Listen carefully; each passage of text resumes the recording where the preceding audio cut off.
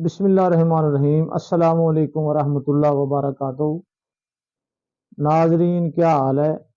ناظرین آج کا موضوع ہے جریان سے ذوف با، یعنی جریان سے مردانہ کمزوری۔ جریان ایک بہت موذی مرض ہے۔ انسان ہر وقت ناپاک رہتا ہے، کپڑے خراب، نماز سے بھی دوری۔ اس کے اسباب ٹھنڈی اشیاء کا کثرت استعمال، دودھ، چاول، دلیا زیادہ کھانا، سرد مشروبات پینا، ورزش نہ کرنا، آرام طلبی، زیادہ سونا، بار بار کھاتے رہنا، جس سے اعصاب میں شدید تحریک ہو کر قلب و عضلات میں سکون سے ذوف با یعنی مردانہ کمزوری پیدا ہو جاتی ہے۔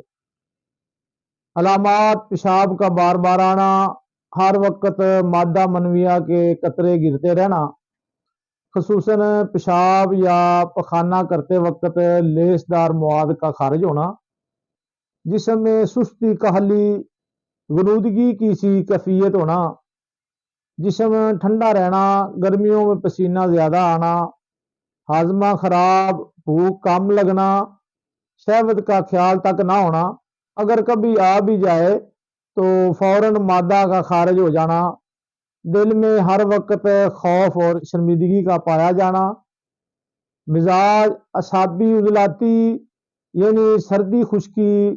غذائی علاج: صبح بھنے ہوئے چنے اور کشمش کھائیں، اس کے بعد کہوہ، لونگ، دال چینی والا پئیں یا دہی کھائیں۔ دوپہر بیسنی روٹی، کوئی گوشت، انڈے، مچھلی، آلو، گوبھی، ادرک ملا کر سالن زیادہ، روٹی کم استعمال کریں۔ رات دوپہر والی غذا کھا کر کہوہ پی لیں۔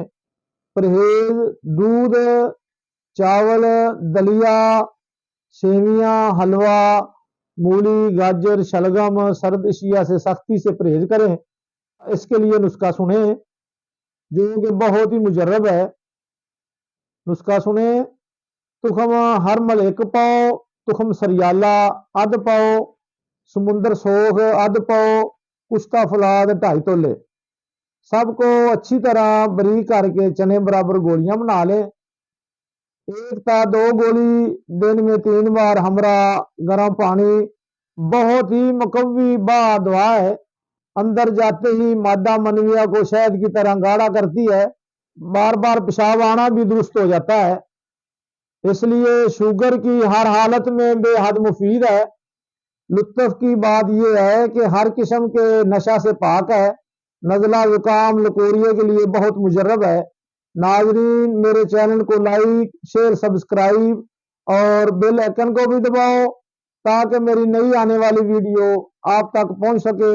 دعاؤں میں یاد رکھنا۔ السلام علیکم۔